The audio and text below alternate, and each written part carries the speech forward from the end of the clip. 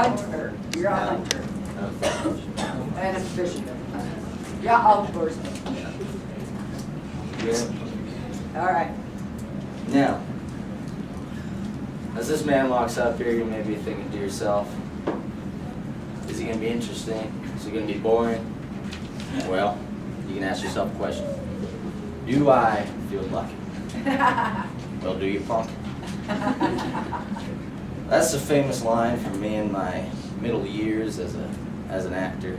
But I started out as a very poor boy with my family in northern California. Now, I love California, I always did.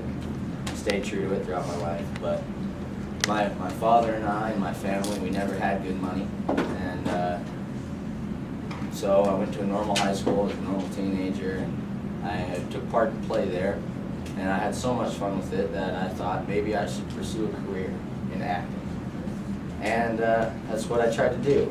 But after going to high school, I was drafted into the United States Army in Fort Ord, Monterey Bay.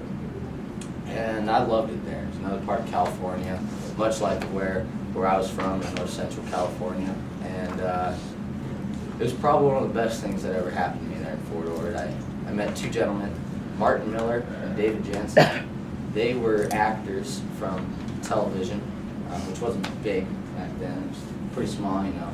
And they both told me that I should pursue a career in acting because of my love for it. And I thought, you know what, that's probably the best idea someone's ever given to me. So when I got back to Hollywood, I decided to move to Hollywood with my wife that I met in the Army, Maggie Johnson. Nice young girl, growing crazy a few years later. But her and I, we were madly in love, moved to Hollywood, and I went to college there. And after college, I graduated, and I met with the producer, just a writer from Universal Pictures, and he said he would give me a screen test. Screen test is nothing really fancy. You just walk in front of a camera, you know, so you don't even say anything. You're just walking, you're looking around like some buffoon. At least I thought I was a buffoon. But there I was. I got a job. I got a 1-year contract with Universal Pictures, and I couldn't be happier. I started in a film. You guys might not have seen it. It wasn't very big. It was Tarantula, very long before your guys' time, and that was exciting. I never talked in any of my films. All I would do is walk like a buffoon. And my contract ended with Universal Pictures, and I was out of work, and I had a wife. So I had to provide for my wife. She didn't work, so it was her and I against the world. I dug swimming pools. It was hot in California, as always. And so I would dig swimming pools, I would make fences, just to pay the bills. And it was, I wouldn't say it was too dark a time for me, because I knew that I was still going to try my hand in acting. I was going to try to get there. And I was meeting with a friend over at CBS, who worked for CBS. Nice man. Him and I were talking, and the network producer came over, and I guess he recognized me from my horrible movies that I didn't even say anything in. But see, my face, I have a rugged face. I look like a man's man. And he asked me if I would like to read the lines for the second lead role in a new TV series they were going to do.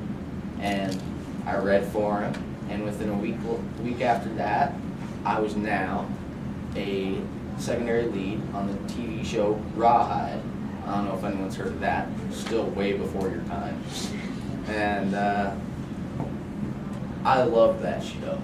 I went on for 6 years, I believe, and I trudged through it. And I was a little crazy. I consider myself crazy. I was young. I wanted to try new things, so I tried singing. Didn't pan out so well. I made one album. It was Clint Eastwood sings Cowboy Favorites. I mean, how stupid of a name can you get? So I did that, and it was fun making the album, but it didn't sell well. So acting career, my singing career just ended right there. And Rawhide ended, sadly. Love that show. And I decided to try something new, something no one had done before. I went to Spain for $15,000, which was a lot of money for me since I was still pretty poor. But Rawhide gave me that $15,000. Went to Spain, made a movie, A Fistful of Dollars. I don't know if anyone's heard of that. That was more of my famous work. And the movie was a major success. It was such a success over there in European culture, and it was a success later here in America. And no one on that cast spoke a word of English. It was the hardest time, but it worked. I made so much money that I decided, you know what the hell, I'm going to try it again. So I went back to Spain, I made another movie. And as you can guess, that movie made a lot of money. So I went back to Spain again, made another movie. I made it a trilogy. It was all these spaghetti westerns. And those movies made me a hit. More so in the European culture, such as Spain, Italy liked it too. And then I came back to America after making those 3 movies, and I had money. So I decided to make my own production agency. And the agency really didn't take off, you know. I made a few movies here and there, made some money, but it wasn't a big picture movie system. So I decided to sell it and bring it in with Warner Brothers. And Warner Brothers, during our combining of our agencies, they had an opening. There was a man, Frank Sinatra. He was supposed to be in a movie called Dirty Harry, and it's probably one of the best movies that could have happened to me. And this movie was about a cop, kind of a psycho cop, some people may believe, but this cop was thrilling. He would shoot first, ask questions later, and it was very controversial when it came out. And the only reason I got the role in the movie was because Frank Sinatra got some sort of injury, who knows what. And there I was in a new movie called Dirty Harry. The movie took off. It exploded. It was controversial. It was exactly what you wanted. People were all like, "Oh, it's bloody and gory. We can't be having that," you know.